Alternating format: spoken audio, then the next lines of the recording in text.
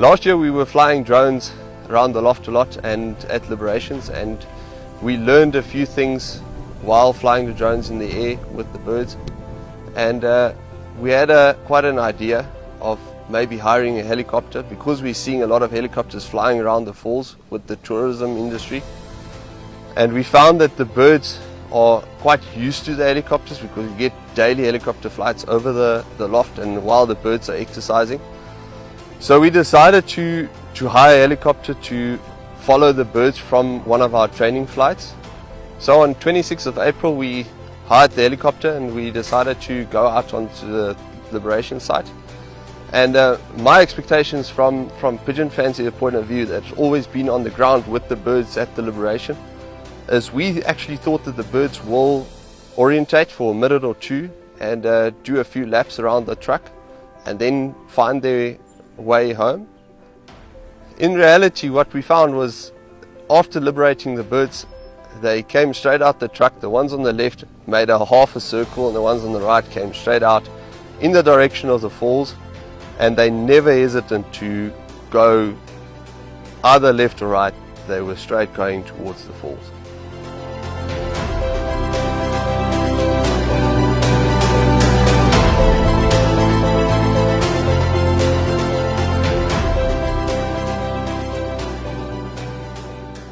After releasing the birds, I expected that the loft, actually the majority of the birds, will stay together in one group, at least for the first 5 or 6 or whatever kilometers.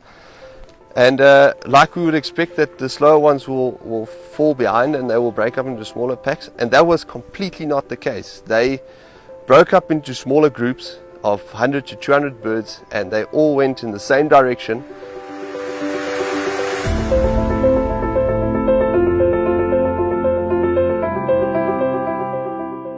And it was quite interesting to see that they were in the same line, but all flying at the same speed in the same direction, but they didn't stay in one group. They all broke up into smaller groups. So in each of the big groups, there was a few birds that clearly took the lead. And after flying for a few kilometers, we could see that there was clearly birds that started struggling and falling behind. But the interesting part was they didn't fall behind the pack. They didn't go into the slipstream of the main group.